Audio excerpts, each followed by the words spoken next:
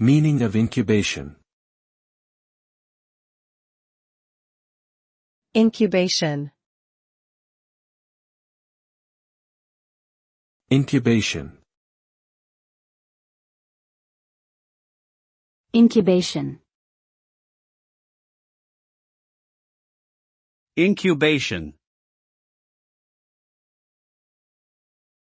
Incubation refers to the process of keeping something at a certain temperature for a period of time, allowing it to develop or grow.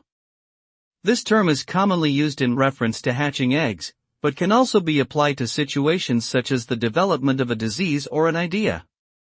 When something undergoes incubation, it is given the necessary conditions and time to mature or evolve.